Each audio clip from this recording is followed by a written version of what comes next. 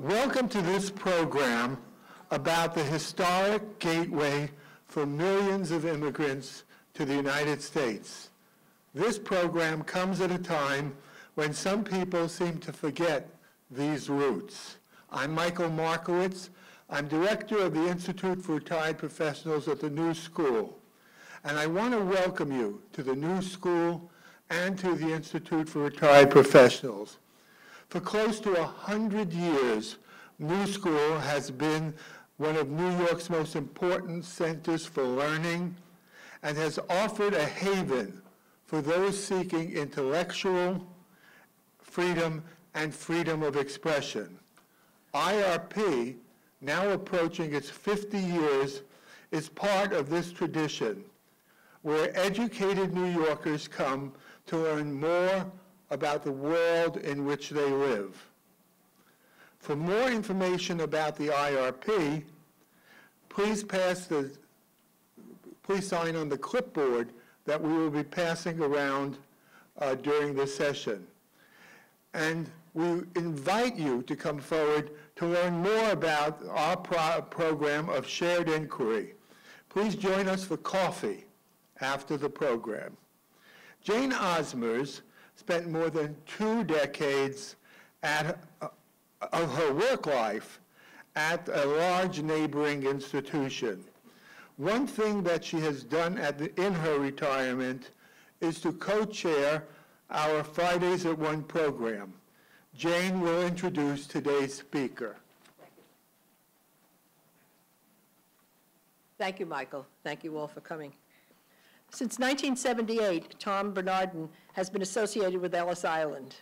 He was there for the pre-restoration, and he was there to see what we see there now presently. Throughout all that work, he was there and he watched every step of it. And he watched every step of it, and he was, present for that.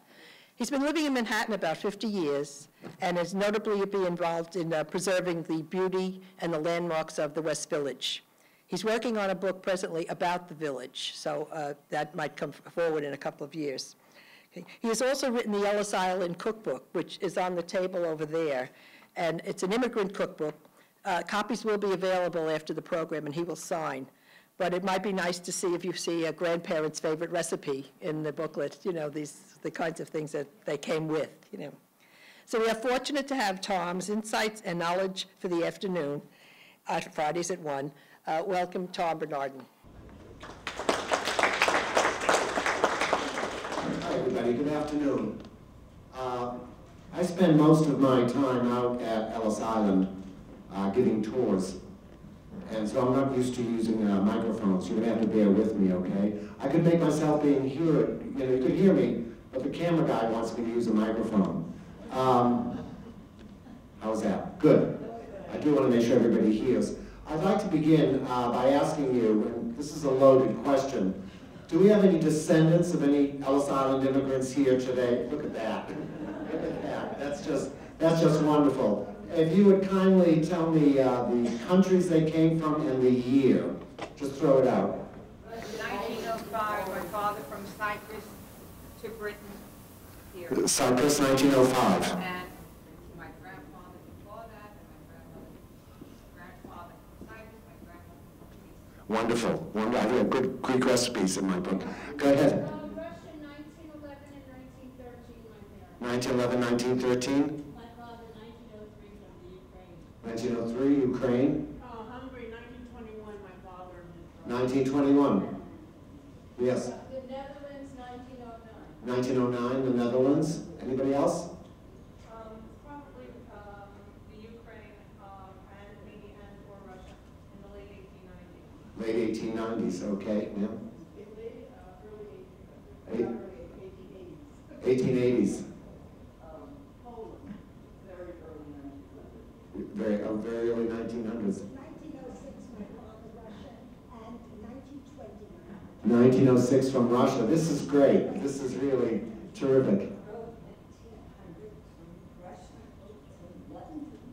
Russia to London.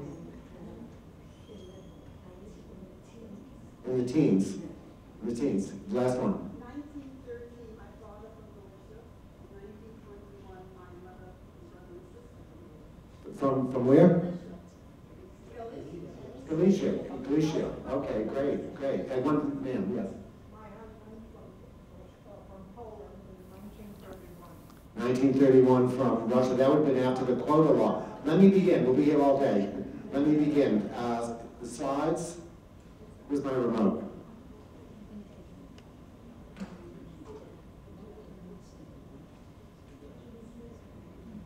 Ready? We could go a little bit lower than that on the lights, if you would. I'm so used to getting eye contact with people giving tours that I hate to be in total darkness, okay? And I'm kind of married to this microphone here. I'm used to being able to walk around. At any rate, the story of Ellis Island actually begins at the very, very tip of Manhattan in Battery Park, in this structure right here called Castle Clinton. Now, I imagine your parents would have known this as the aquarium. Castle Clinton is actually the most historic structure in all of New York City. And it served as a direct predecessor of Ellis Island, and that's why we're concerned about it today. New York heard that the British were planning an assault on New York Harbor, the War of 1812.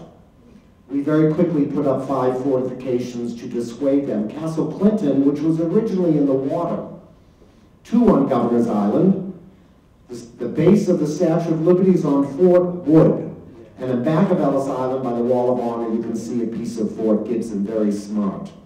The British heard about these 5 fortifications, and they did not dare plan an assault on New York Harbor. Instead, they went down to Baltimore. They caused all sorts of trouble. We got our national anthem out of it. And then they went down to Washington, D.C. to burn down the White House. But in subsequent years, they put a roof on Castle Clinton, and they renamed it Castle Garden. And I'm sure a lot of you are familiar with that term. The immigrants coming through there called it Kessel Garden, was the way they pronounced it. It became the premier concert hall in the United States of America. It was there on September 11th, 1850, that Jenny Lind, the famous Swedish nightingale, made her American debut under the auspices of P.T. Barnum. It fit more people than Radio City Music Hall. You can imagine that. By the way, it's worth mentioning that Castle Clinton is named after the most important person in New York City's history, and that would be our friend DeWitt Clinton. He was the mayor of New York, he was the governor of New York, and he's the genius behind the Erie Canal. He recognized early on that if New York City were to become the financial capital of America, if not the world, he needed to open up the Atlantic Ocean to the Great Lakes, to the Midwest, and that's exactly what the Erie Canal did. DeWitt Clinton. At any rate, we're concerned with the years 1855 to 1890, when it was used by New York State as an immigration inspection station. Before 1890, each state was responsible for processing their immigrants.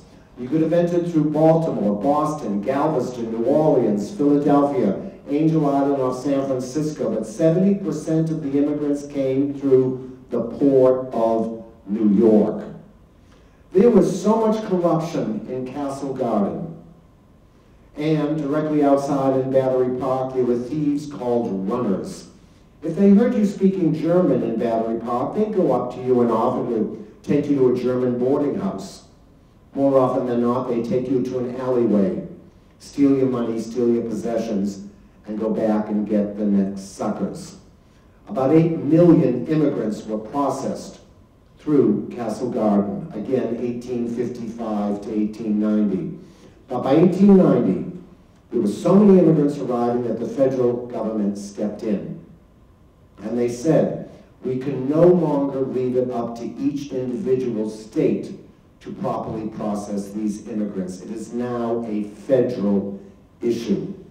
If you look at the lithographs, by the way, and the engravings of these folks who arrived at Castle Garden, you see that they are very blonde and blue-eyed and fair-skinned. They are Germans escaping political upheaval. They're Irish, escaping the effects of the potato famine of the 1840s. And they're in sharp contrast to the immigrants that arrived at Ellis Island. I'll talk more about that later. So they hired this fellow, they appointed him commissioner of immigration, they brought him to Battery Park, they showed him Castle Garden, they said, you see this facility, we could lease this from New York State, but we don't want to. We want to build on an island, and there we can better protect and control the immigrants. Great idea. Which island are you going to choose? They had a lot of options. We had a series of oyster beds in the harbor called the Oyster Islands. You have the fresh water from the magnificent Hudson River meeting the salt water from the Atlantic Ocean. That's an estuary. Those waters once produced 50% of the world's oysters. And you villagers who live over here and these crazy streets and crazy street pattern, you're really walking down paths that the Native Americans took between the tobacco fields to get to the Hudson River, where they would literally scoop up oysters and lobsters. If you can imagine such a thing. So the first choice would have been Bedloe's Island. Statue of Liberty, 1886. She's 4 years old. What better place to build an immigration station than at the feet of the Statue of Liberty? Until the sculptor in France heard about it. And he said, over my dead body, these immigrants are all very well and good in theory, but I don't want them to sully my magnificent statue. They looked a little bit further north to a 3-acre oyster bed named after Samuel Ellis. The Native Americans had oyster bakes there, they hung pirates there, there was a tavern for fishermen, and they told the commissioner, build your immigration station there. Well, the good news is that we were excavating for the construction of Grand Central Terminal. We were digging our subway system, and they brought the debris from those projects out to Ellis Island, and it grew from 3 acres in size to 27.5 acres. That's a lot of landfill. They opened up a wooden building made of Georgia pine in 1892. They used it for 5 years. The problem with wood, of course, is that it burns. There's a fire in 1897. They all the immigrants off safely. And they started construction and planning the main building that we see today. It's 1897, 1898, 1899. The immigrants that are, America is in a depression. The immigrants that are here are writing back to the old country, don't come to America. There are no jobs. Immigration dies down. The officials looked at those figures and they said, you know what? It's over. That tidal wave of immigration is over. Let's build a structure to serve 500,000 a year. That's what they did. But it opens in 1900. The Depression is over. Now these immigrants are writing back to the old country saying, get over here, there is work. And if you had to use one word to describe the draw of America, it would be that 4-letter word, work. Yes, some of them were coming to escape religious persecution or avoid military conscription. But by and large, the immigrants knew if they were healthy and legal, they'd have no difficulty getting into America and finding honest employment. Did these people become wealthy? Absolutely not. Were America's streets paved with gold? Definitely not. As one immigrant wrote back home to Italy, not only are the streets not paved with gold, they're not paved at all, and they expect us to do the paving. But for a very young country, it was a perfect marriage. We had our entire infrastructure to build, our subways, our canals, our bridges. We had to farm land that had never been touched before. We had to man the textile mills of my hometown of Lawrence, Massachusetts, known as Immigrant City, the largest textile manufacturing city on the planet. If you took those red brick textile mills on the Merrimack River and stood them on end, they'd be taller than the Empire State Building, and certainly the destination of tens of thousands of Ellis Island immigrants. And they heard the call, not at 500,000 a year as anticipated, double, 1 million a year. I need my water. That boils down to about, thank you, that was fast. I like you a lot. That boils down to about 5,000 a day. April 17th, 1907, 12,000. 1,000 immigrants were processed. The next day 6, the next day 4, the next day 8, on and on and on, to the tune of 12 million immigrants. You can imagine the confusion and chaos that took place there.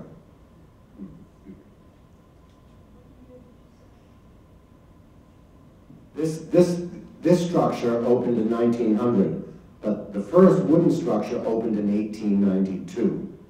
So the steamships were not able to pull up at Ellis Island. They entered the Narrows, where we now see the Verrazano Narrows Bridge, 1965. And as the steamships entered, 2 doctors from Ellis Island would go to the steamships and go to the cabin class and first class passengers and give them a very quick medical examination aboard the steamship.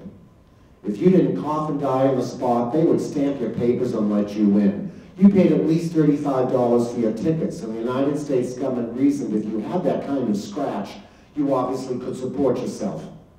We didn't have to worry about you becoming a public charge. And that is the whole purpose of Ellis Island. To weed out those immigrants who would not be able to find employment and support their families from those that would. The passengers that traveled to Ellis Island traveled in steerage. Excuse me, the bottom part of a steamship. Underneath a water level, no windows, no light, no ventilation, double and triple bunk beds, 1 sink for 100 or so people. You could leave the port of departure perfectly healthy, but with the guy above you throwing up all over you on the trip over here, you could easily contract a contagious disease that would prevent your entry. By the time the immigrants got to Ellis Island, they were no doubt very sick, very tired, and very, very frightened. They were allowed on deck for about an hour each day. The trip generally took about 2 to 3 weeks. You can imagine the excitement that went through the crowd when they got a glimpse of the Statue of Liberty. Let me interrupt Ellis Island for a moment and speak to you about the statue. This is the photograph I took on my first day of my job there in 1978. It was my good fortune to work at Ellis Island, the Statue of Liberty in 1978, 79, 80. As you know, the Statue of Liberty was a gift from France, honoring our friendship forged during the American Revolution. The French were instrumental in helping us win our independence. The Marquis de Lafayette heard what George Washington had planned, and he came over here, and he found Mr. Washington. He said, "What can I do to help?" And he said, "We need money and we need troops." And France provided that. So the idea was that they would give us a statue, and we would dedicate it at the 100th anniversary, 1776, 1876. And we would provide the pedestal on which to put it. So they put together the statue, they took her apart, they put her in crates, they shipped her over here, and it sat there. Nobody showed much of an interest in this statue.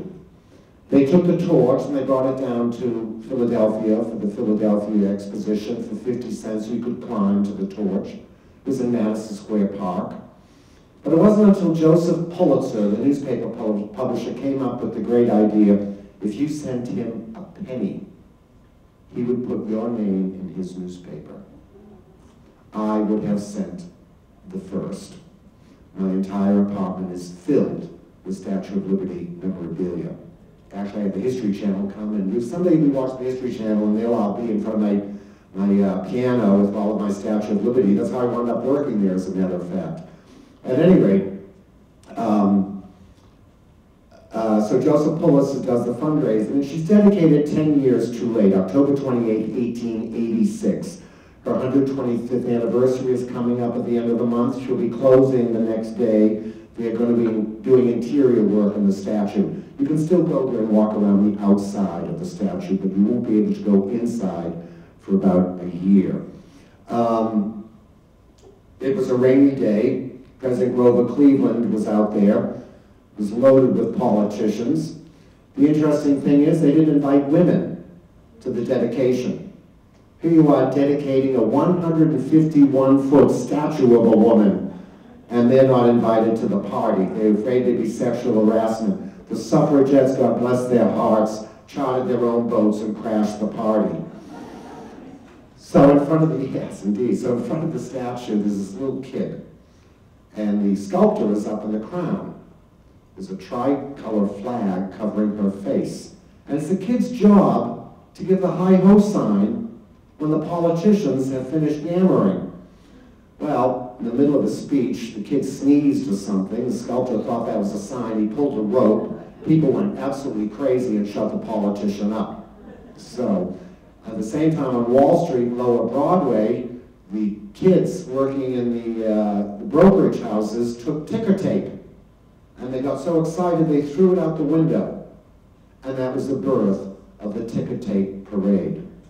She has 7 spikes on her crown. They represent the 7 seas and 7 continents. Her robes are Greek in a nod to democracy. In her left arm, she's holding a plaque. It says July 4th, 1776 in Roman numerals. But if you take a closer look at that plaque, you'll see it's not like Moses and the 10 Commandments kind of an affair. It's actually squared and it's tapered. There are 2 little niches carved in the top. It is really a keystone. And that symbolizes that July 4th, 1776, our liberty is the keystone to America. If you held 2 pennies together, that would be the thinness or the thickness of her skin.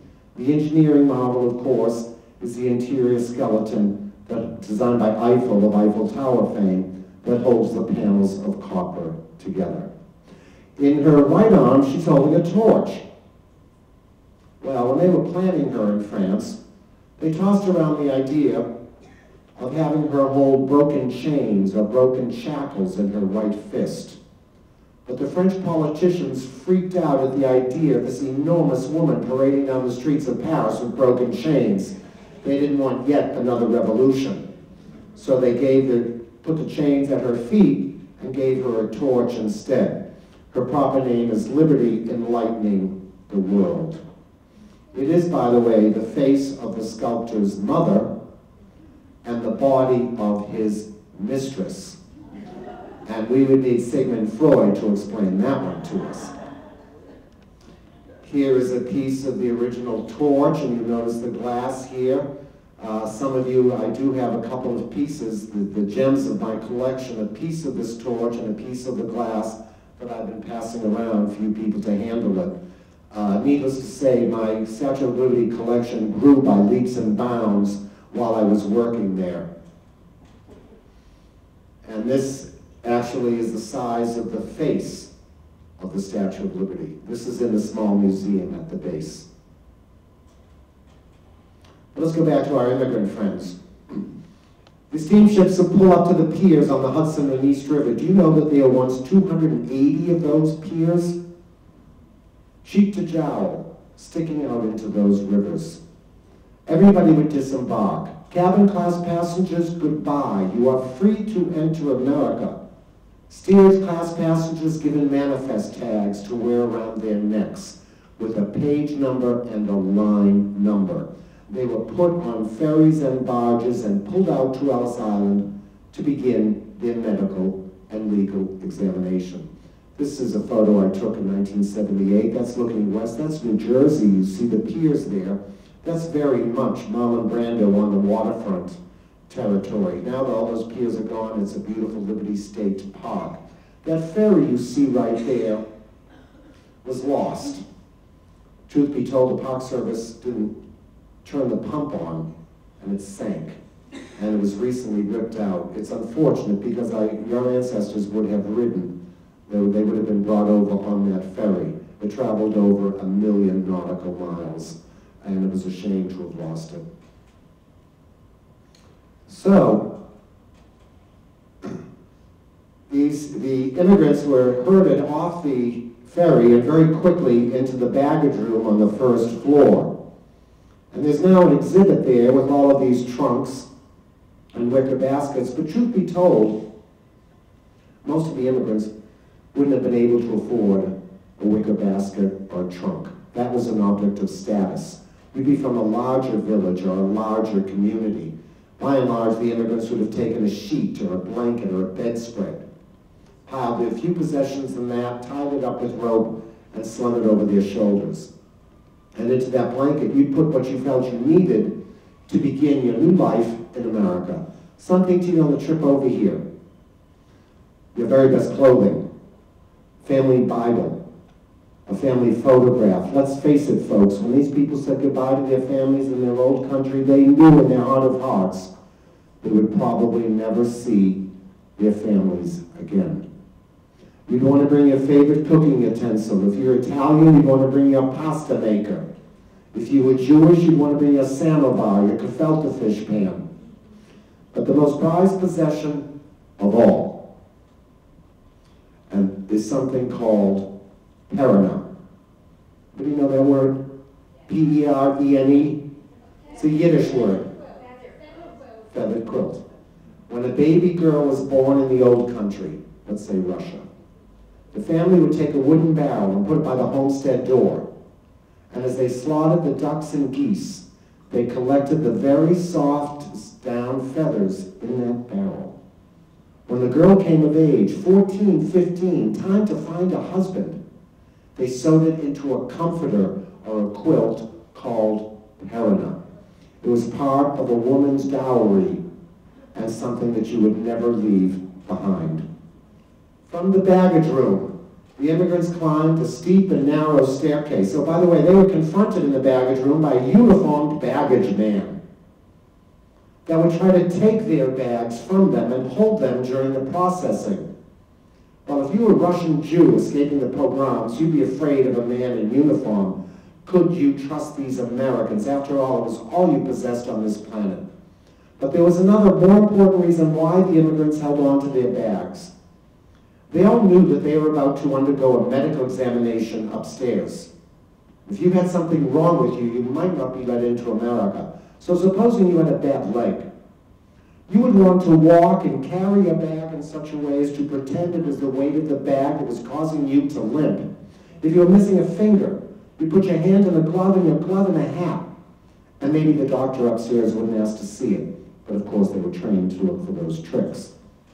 They climbed a steep and narrow staircase up to the Great Hall, and they didn't realize it, but their medical examination had begun.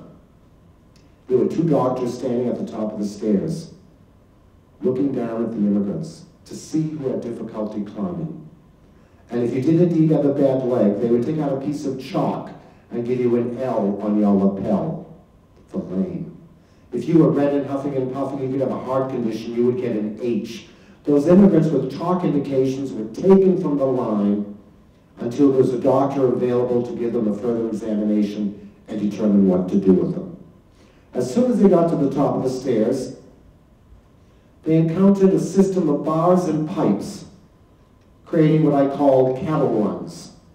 And the immigrant would stand there holding his or her children and bags and go from one inspector to the next. As soon as you got to the top of the stairs, you had to walk along a passageway 30 feet in length. There was a doctor standing there. In the 6 seconds that it took you to walk those 30 feet, that doctor was checking you out head to toe for 30 potential medical problems. It was called the 6-second inspection. If you made it by him, you'd go to the next guy, you'd check your scalp looking for favus or head lice, the next one would check your skin.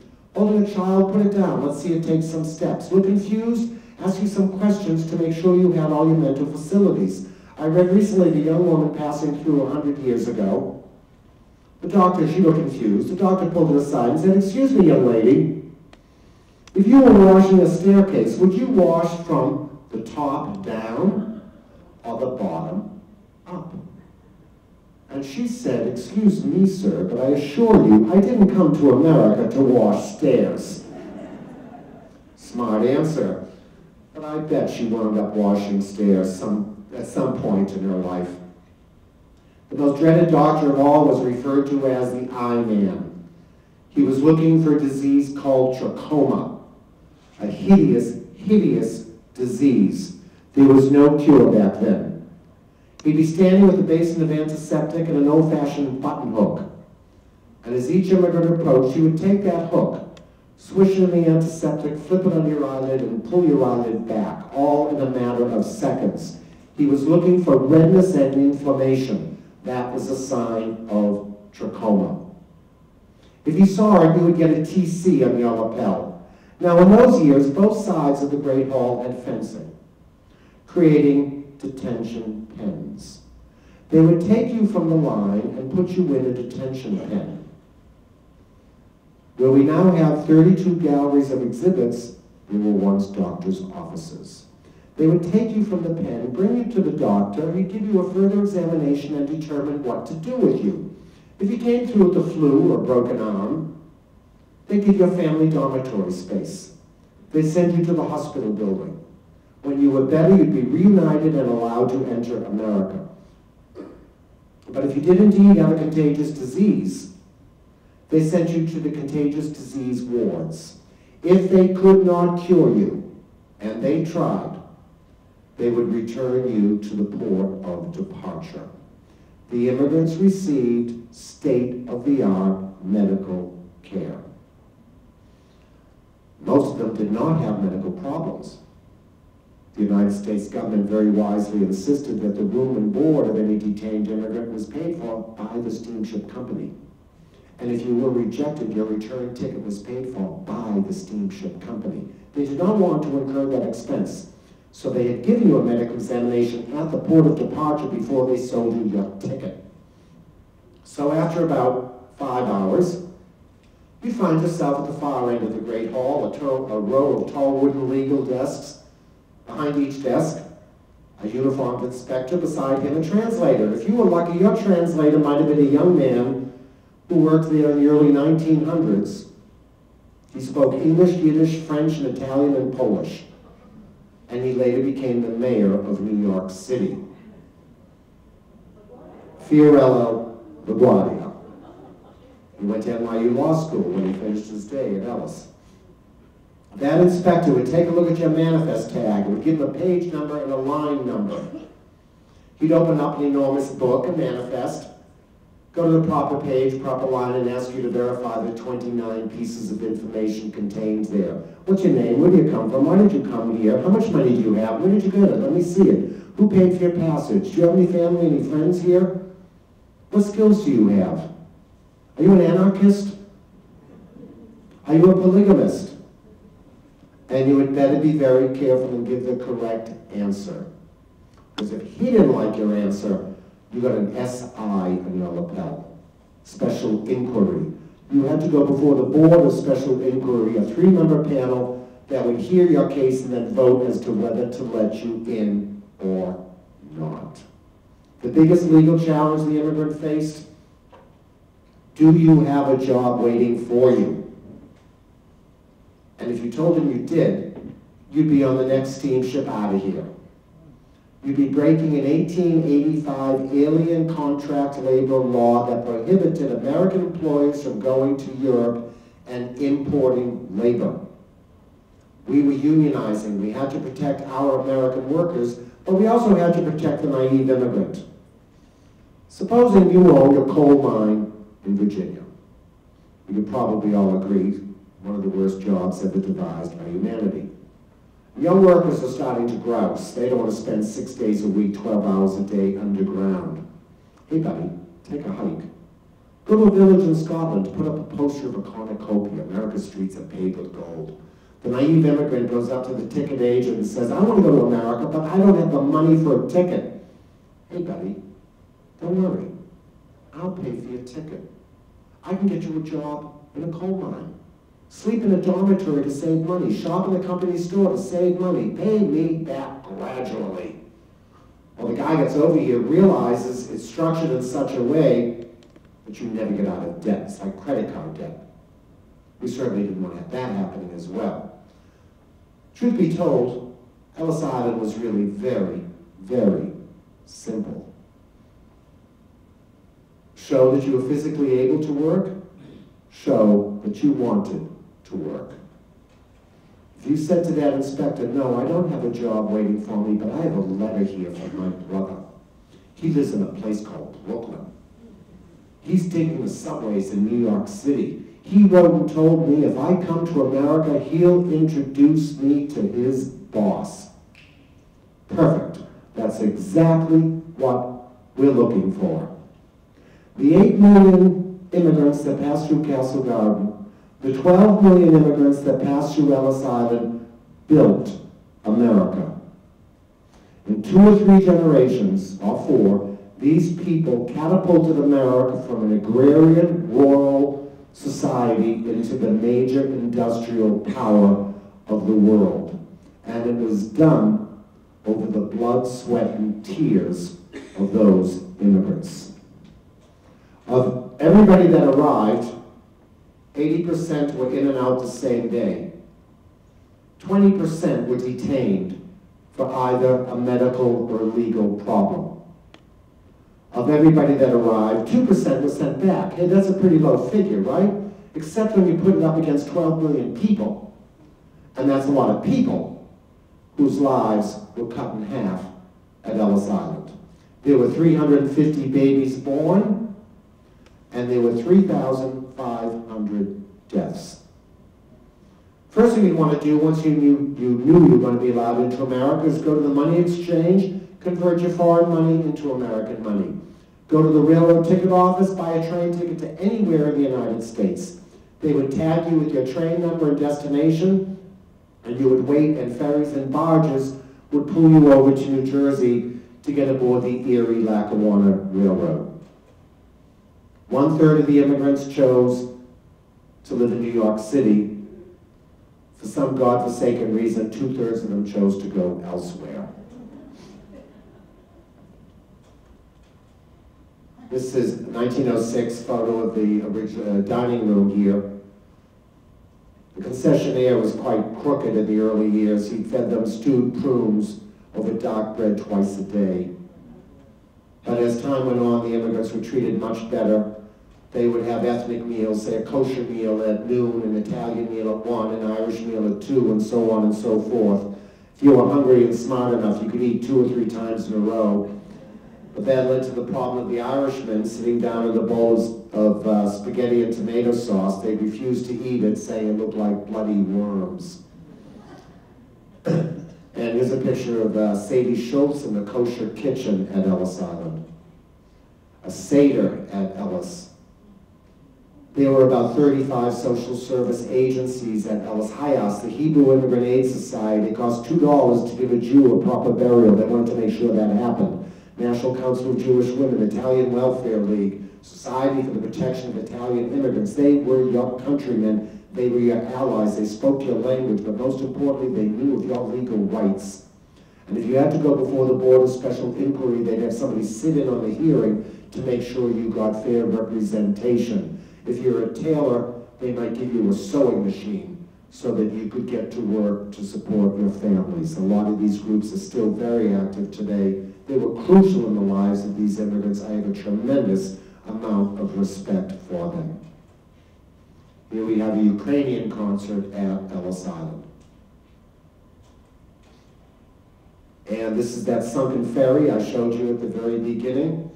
We call the Ellis Island. This is the National Council of Jewish Women, volunteers standing to the left, escorting single women into the United States to make sure they didn't fall into white slavery. There was a photographer by the name of Augustus Shulman who had the good sense to photograph some of the immigrants coming through. 8 orphan children, mother killed in Russian massacre. Look at how very well dressed these kids are, though. There's no doubt a social service agency taking care of them. This woman is from Holland.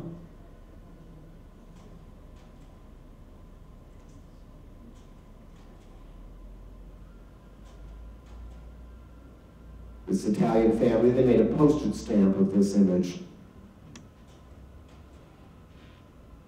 This is my favorite here. This is Jacob Milstadt and family, was it Russian Germans coming aboard the SS Pretoria to go to Cole, North Dakota. I gave this first slide lecture, the first time I gave this, I think it was 1980. I've been looking for this family ever since, and I found them. Yeah, no kidding. About 6 months ago, I got a call from somebody in North Dakota, and she was having a bus full of people coming to New York, and she wanted a little bus tour and stuff. So I said, sure, we'll take it Ellis Island, all that. We had a great time. And I said, if I scan this photo, can you? So she was going to a state fair, and she brought it, and they put it in the newspaper. They published it, and lo and behold, all of a sudden, the descendants of these people started to contact them. The woman, the wife there, the mother of all of these kids, aren't they cute? I feel bad for the eldest daughter. She had to take care of all of her baby brothers. Fortunately, this guy had a farm. His uncle had a farm in Cole, North Dakota, and I have a picture of it. It's just this mud hut, one-room hut. And so he took him in, but she became pregnant shortly thereafter, and she died in childbirth. And the infant died because they couldn't find a wet nurse. So he went into town and came back with a new wife who was willing to take care and raise all of these children. They had no children themselves. But I'm in touch with quite a few of these descendants, and actually it's my dream to have an exhibit at Ellis Island and just use this one family to show how the immigrants have contributed to America.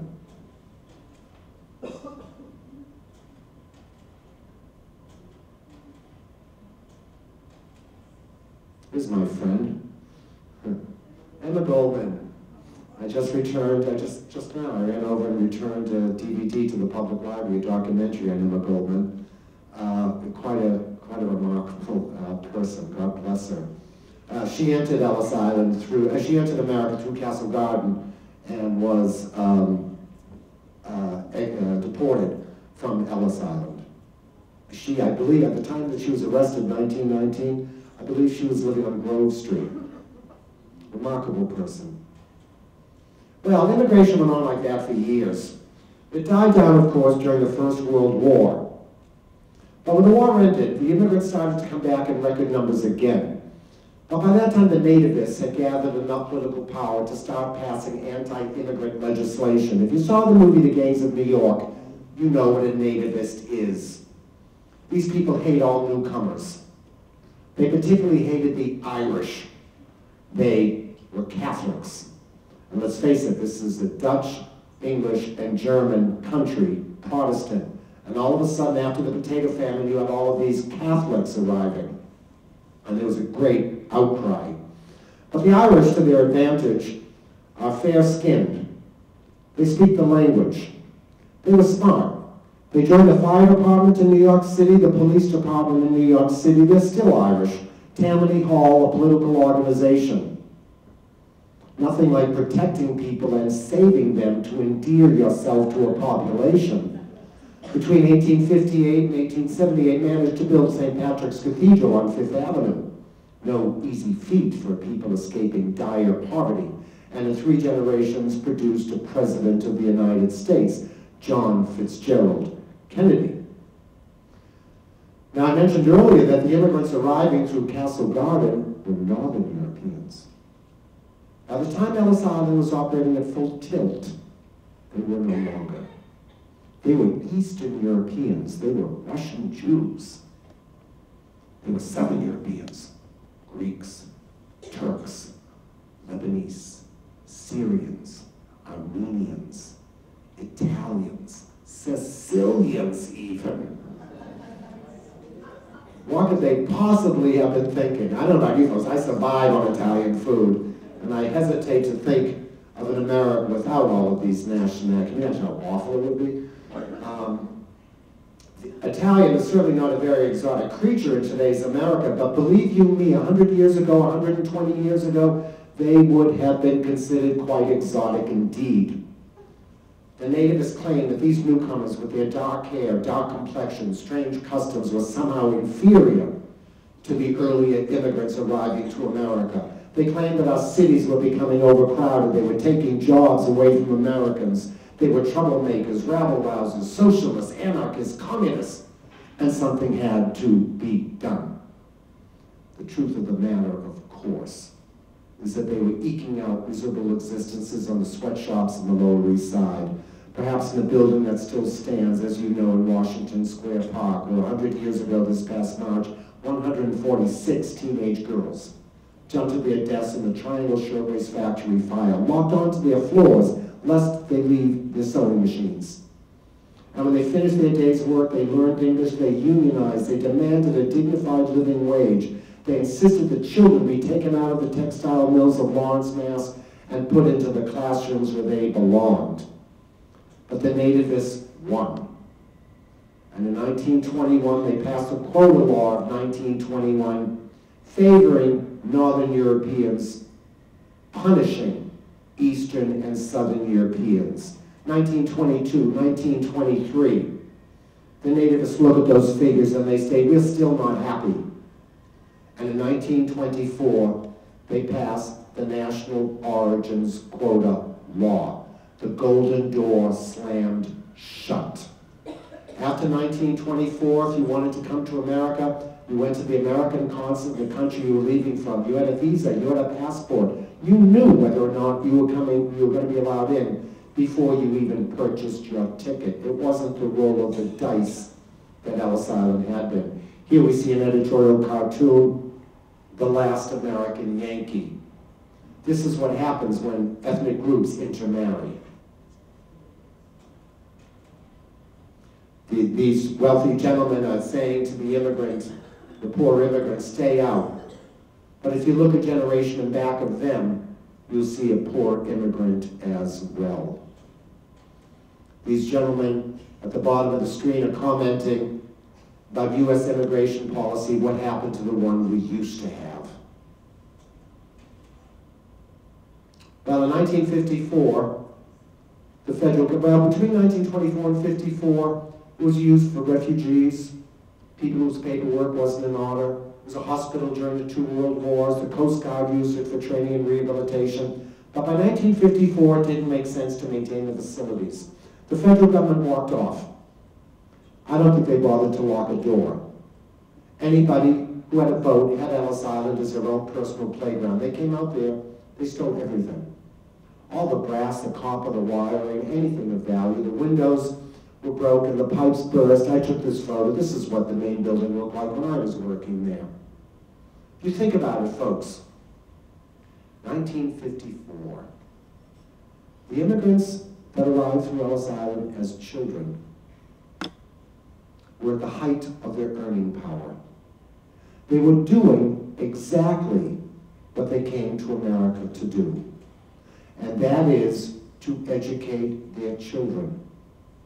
In the 33 years that I've been speaking about immigrants, with immigrants and about immigration, that is the constant thread I hear through their stories. How very, very proud these people were to see their children graduate from high school. And to think with American medicine developed at Ellis Island, they just might live long enough to see their grandchildren graduate from college. It might not have been the first thing on their minds as young folks packing their bags to come here, but it's my sincere belief that once they got to America and realized the opportunities that America afforded them, educating their children became their American dream. And I can't imagine there are too many of you here that are going to disagree with me on that. Who is that ranger with all that hair? Pains me to look at that. Look at the Great Hall back then. And look at it now. I should have improved. And here's the ferry bringing people to Ellis Island. The baggage room. Board of Special Inquiry Room. The peopling of America, the statistics and demographics of immigration. Dioramas of the island under construction. Genealogy research, $5 for a half-hour session. You could do it at your home computers at ellisisland.org.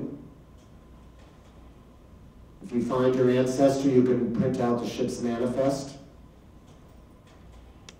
The Wall of Honor out and back, 660,000 names at $100 a pop. That's where they got the money to create the museum. These are paid donations. The wall honors all immigrants to America. Truth be told, you could probably submit Mickey Mouse and they'd be happy to take you $100. And a view from Ellis Island in happier and easier days. Folks, thank you very much, and I'd be happy to answer any of your questions.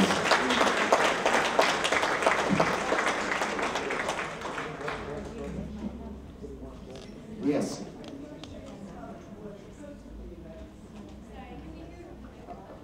Yes, we have a microphone that we just want to make sure that everybody is heard, okay? Is this okay? Yeah. If that's on there. Oh, okay. Is how extraordinarily supportive they were at Ellis Island toward immigrants, because most of us, in hearing the stories, the focus has been on those who could not get in because of health issues, etc. And it's in such sharp contrast to the appearance today, the battle that's going on. Well, yes. It's such a sharp contrast. It really is. You know, if we need them, they're most welcome. You know, but if it's certainly an easy target for political football. You know, if you just look at that building, actually, you know, the main building, it's really one of the more beautiful buildings in all of New York City. All right, and that was built for the purpose of welcoming immigrants. So you're leaving the old country, and you're seeing this brand new building that was built to welcome you. And you had to have said to yourself, geez, so far so good.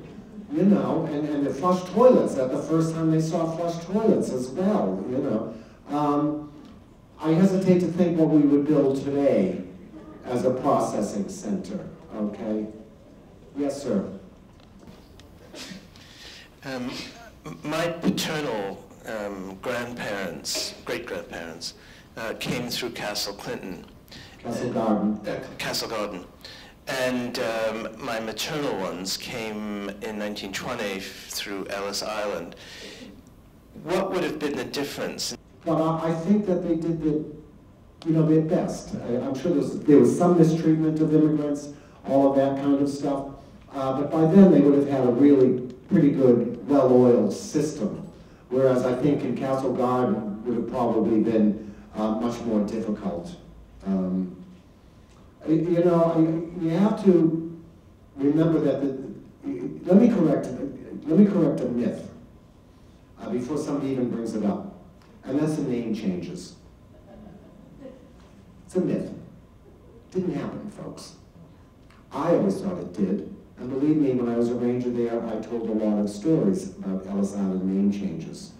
But the Park Service has done their research, and I have since been educated that they did not change the names. Now you could Google Ellis Island name changes, and you come up with scholarly articles talking about that issue. The manifest was your legal document. That's who you were.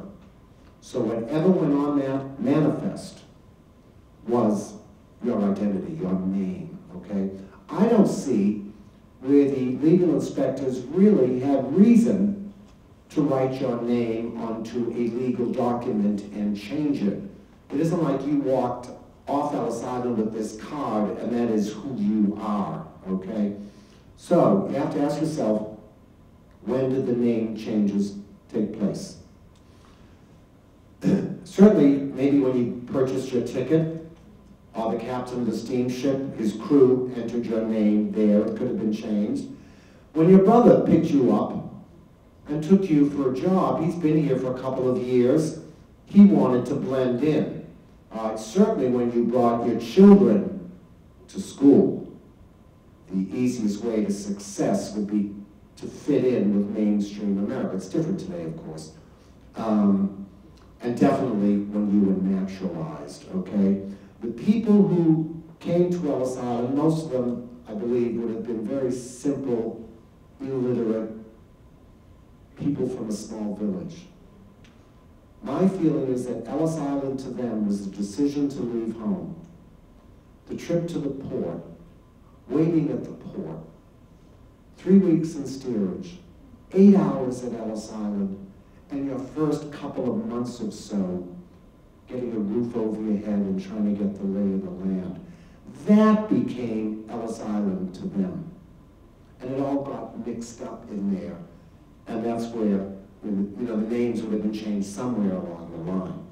Having said that, I'll tell you a story about an elderly Russian Jewish gentleman passing through in the early 1900s. He had heard about the name changes at Ellis Island, and when he went into the baggage room, I went up to one of the baggage men, and he said, "Please, sir, what's a good American name?" And the guy thought for a minute, and he said, "Try Rockefeller." So he said, "All right, it sounds good to me." He kept reciting to himself, "Rockefeller, Rockefeller." He goes upstairs, he undergoes his medical examination. He says, "No trouble." 5 hours later, he's in front of the legal inspector. The man turns to him and says, "What's your name?" He got so flustered, he said, "Shane Ferguson." Now that's Yiddish, so I forgot already. But to this inspector, Irish no doubt, Shane Ferguson, oh, Sean Ferguson. And suddenly he's an Irishman. Now believe me, that's the oldest vaudeville shtick in the books, let me tell you. Yes, microphone please.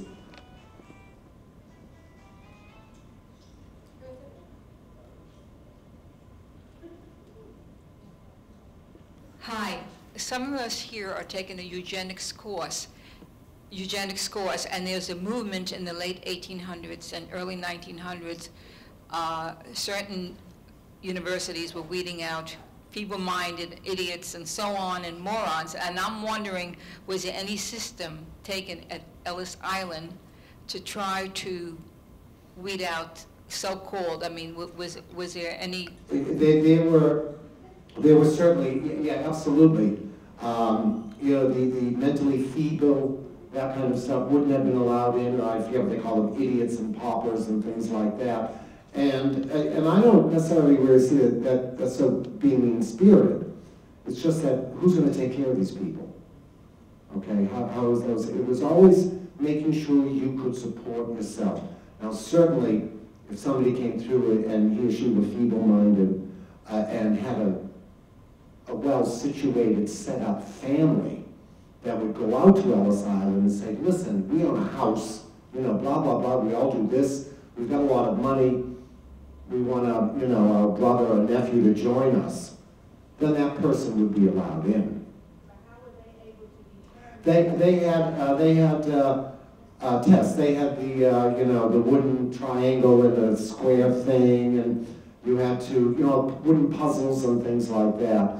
You see, the nativists, as anti-immigrant feeling went on, they would have more restrictions. All right, you had to have a certain amount of money after a certain year. They had literacy cards where you had to be literate in your own language to be let in, and that was just a way for the nativists to kind of close, the golden door. Yes, ma'am. My mother, excuse me, was born in Russia. Her whole family, 2 brothers, 2 sisters, my grandma, moved to London, lived there for 10 years, came here. I can find no record of my grandfather other than the fact that he moved to Denver. Do you know what year they would have arrived in America? I'm trying to find out. Well, I would start with ellisisland.org, castlegarden.org, and you could poke around and look through those websites, and then you might have to go to the Immigration and Naturalization Service, zins.org or something like that. But how would I find my grandfather? There's no record of him whatsoever. I'd have to know how much information you know. There must gotta be some record of him somewhere.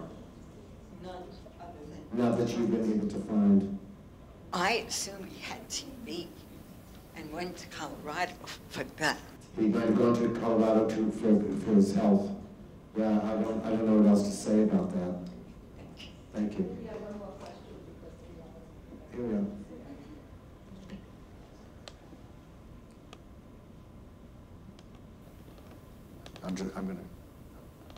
I'm just curious, what were the influences when you were so young to become so passionate about the Statue of Liberty, which, of course, was an influence leading to this? Thank you for asking that.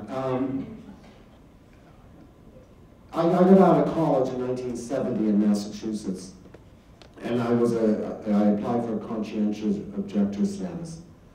And it was best that I stayed in my draft board, right? So I got a job teaching English as a second language to 4th and 5th graders in Lawrence, Massachusetts, from about 20 different countries. And it was great. It was really great to be part of that. And a year later, I subsequently came to New York, and my first job was teaching English as a second language, $4 an hour, thank you very much, right in Times Square. Those were the days, 1971, 72, that a kid could move to New York and find an apartment and all of that kind of stuff. I lived at 14th and Street and 7th Avenue since 1974, rent stabilized, all right? All the kids who moved in the building now, they're all trust fund kids, for Pete's sake. You pay $4,000 a month rent.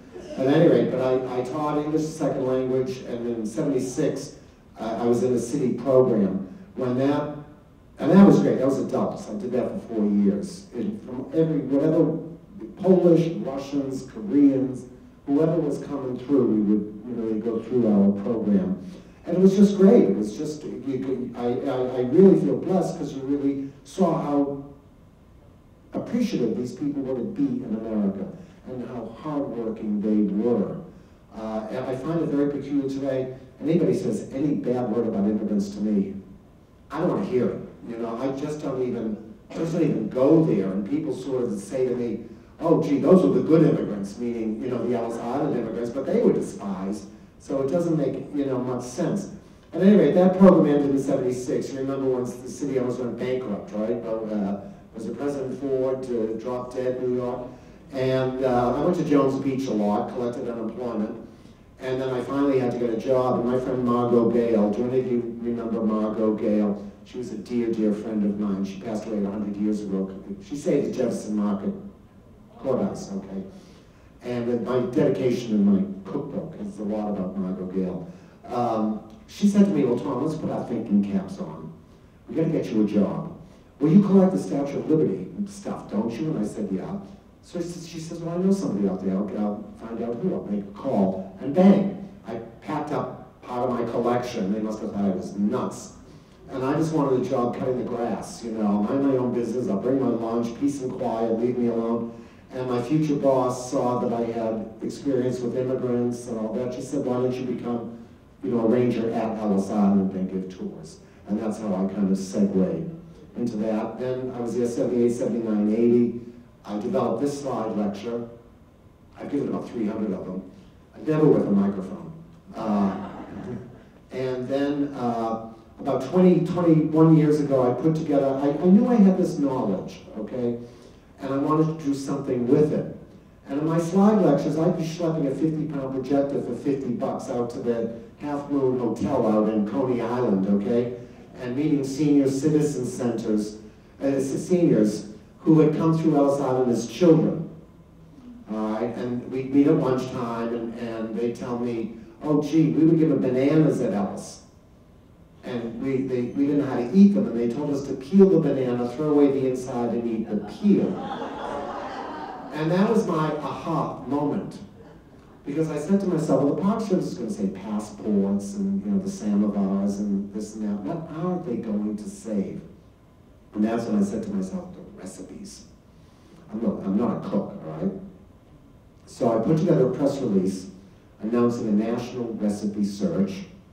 I rented a mailbox in the Flatiron building so I'd have a Fifth Avenue address and the rest of the country would think I was Simon & Schuster. Smartest thing I did was to encourage people to write their family histories introducing the recipe, okay? This November, I got 300 responses representing 35 countries. This November is its 20th anniversary and I'll have hit the 100,000 mark. And I'm real pleased at that, I'm real proud of that. The first copy of the cookbook, of course, I sent to Florence Fabricant at the Times. Bless her heart, she wrote, one of the year's more engaging cookbooks. And that was it when I was made. That went out on the wire services and stuff like that. So, by the way, I should mention, the book retails at $19.95. I'm doing a new printing, so I have some of these here for $12 each. If anybody would like one, it'd be my pleasure to sign it for you. If that's it, thank you all very much.